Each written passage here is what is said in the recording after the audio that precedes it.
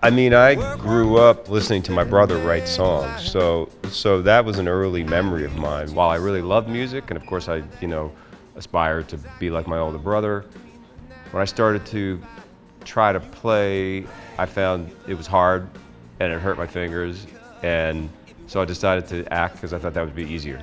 I learned pretty quickly that it's not that easy, but I really kind of fell in love with it, and that was my path. Our father was the director of a big municipal office in Philadelphia, and every Christmas he'd have all his office over. And our four sisters and I, we'd kind of be there in the beginning, and we'd run upstairs and hide. And one of my sisters went down to check it out.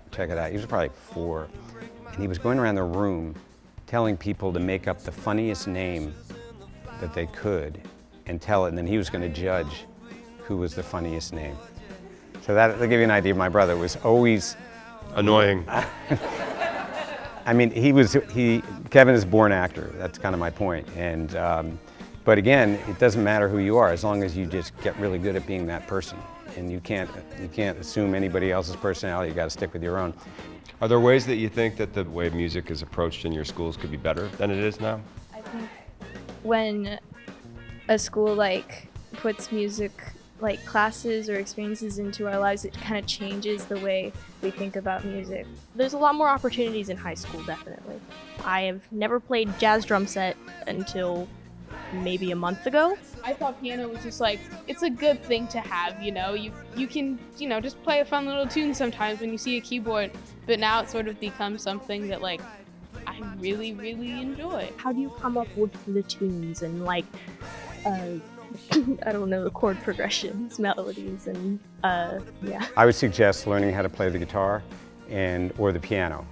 And I can tell you that I came to Nashville in 1972 as a staff songwriter, and 99% of the people I work with could not even read music.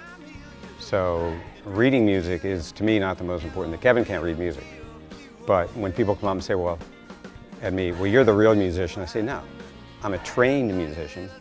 I know how to write for an orchestra, but that doesn't mean I'm any more of a musician than someone who's not trained. Neither one of us really tend to write just like a song lyric with no music idea. We tend to kind of write with an instrument in hand, because I don't know if you feel differently about this, but I think poetry and songs are sort of different.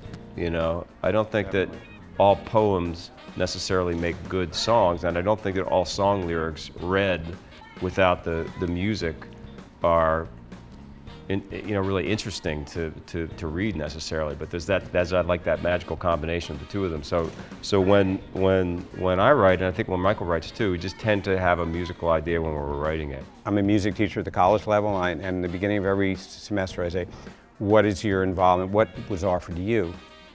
And most of the time it's, well, we could play recorder up to 5th grade, and then it just all went away. And what you guys are doing is something that's very, very important to us, because I'm a firm believer that music organizes your brain differently and makes you a better person, a happier person, a richer person, a more fulfilled person. I think what you guys are doing is great, and I support it 100%, and I congratulate you guys for being involved in it.